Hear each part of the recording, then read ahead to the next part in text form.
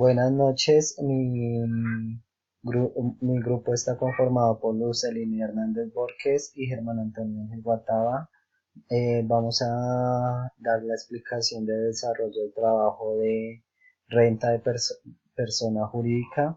Pues primero sacamos los rublos del trabajo que nos dio a desarrollar la profesora Gina. Cada uno de los rubros los sacamos para así diferenciar cada uno ya aparte en la declaración de renta. Dentro de la declaración de renta estructuramos primero el valor contable, las diferencias permanentes que son las que presentan las partidas a las cuales se les da el registro contable, que no se podrán tomar no podrán tomar en ningún periodo como un gasto deducible fiscalmente, mientras las temporales se generan aplicaciones de normas tributarias especiales que se establece la obligación de cumplir una serie de requisitos para que el gasto sea deducible. Dentro de los rubros encontramos, pues, según normativa, el el ingreso por método de participación de contabilizado, pues se toma como valor contable y la diferencia sería temporal, según el artículo 27 del Estatuto Tributario. También tomamos el ajuste de subestación por precios de transferencia, tomamos el valor contable y también es una diferencia temporal. Ahí sacamos la diferencia temporal y nos dio un valor fiscal de 12.234.000, en el cual nos dice, según el Estatuto Tributario, en el artículo 10, para efectos de régimen de precios de transferencia, dos operaciones son comparables cuando no exista diferencia significativa entre ellas y que pueda efectuar materialmente las condiciones.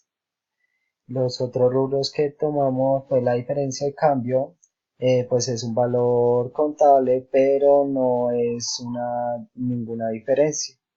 Entonces la tomamos como valor total fiscal, según el artículo 265, donde trata la conformidad de la ley y ejerce la inspección y vigilación organizacional y elegir el registro nacional del Estado. Dentro de los gastos, tomamos la provisión de cartera.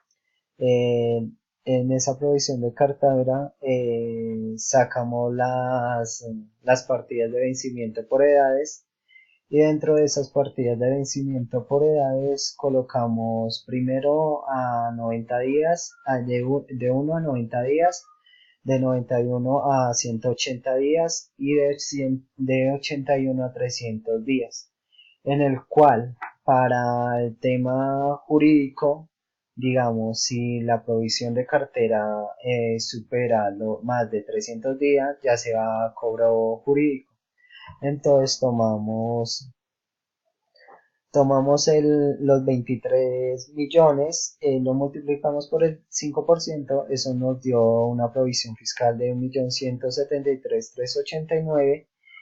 Después tomamos el 10%, de 10.430.120, y eso nos dio 1.043.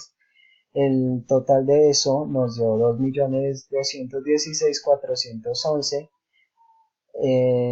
Tomamos la provisión que se generó contablemente, que fueron 9.569.785, y la diferencia entre la provisión fiscal y la provisión contable de 7.353.384,50, según el artículo 145 y el artículo 74, decreto 185 de 1975.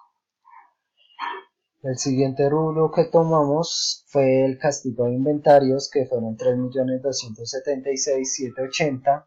El valor permanente fueron 3.256.000, en el cual en el artículo 146 dice que si son deducibles para los contribuyentes que lleven la contabilidad por el sistema de causación de, de deudas manifiesta pérdidas y sin valor se haya descargado durante el año del periodo grabable, siempre que se demuestre la realidad del castigo de la deuda, ya que el castigo de la deuda es recuperable después de haber pasado por cobro jurídico.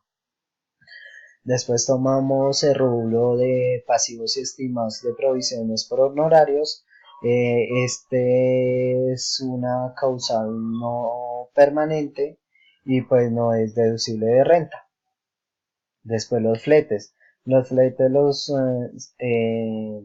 según, porque si según el artículo 414, pues esto no es deducible de renta, pero si es el impuesto del flete o la retención por el transporte internacional, los pagos o abonos en cualquier concepto de servicios de transporte internacional prestado por las empresas de transporte aéreo marítimo y sin domicilio,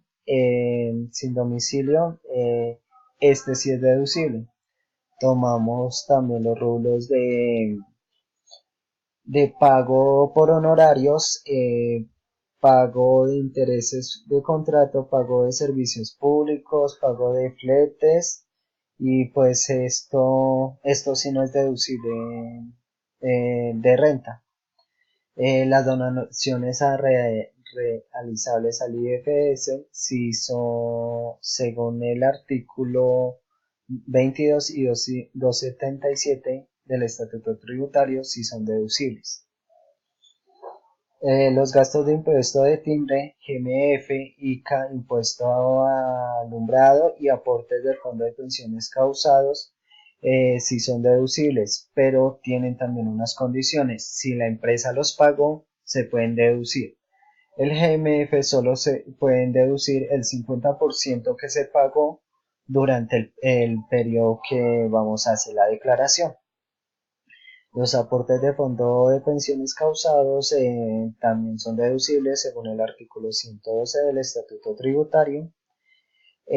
Los gastos por multas, sanciones, sentencia según el artículo 11, pues nos dice que los bienes destinados a fines especiales en virtud, donaciones o asignaciones modales están sometidos al impuesto sobre renta y de acuerdo a esto, pues las personas naturales y los destinatarios pueden ocasionar esta deducción. Como dije anteriormente, el GMF solo puede ser deducible el 50% de lo generado durante el año, según el artículo 115 del Estatuto Tributario. Los beneficios reconocidos de empleados sin retención en la fuente, pues no son deducibles porque no se realiza ninguna retención y los gastos diferentes en cambio no son deducibles. Dentro de la utilidad del impuesto de renta nos dio 1.154.040.311, el impuesto a las ventas nos dio 50.833.302 y pues la utilidad obtenida fueron 103.207.008.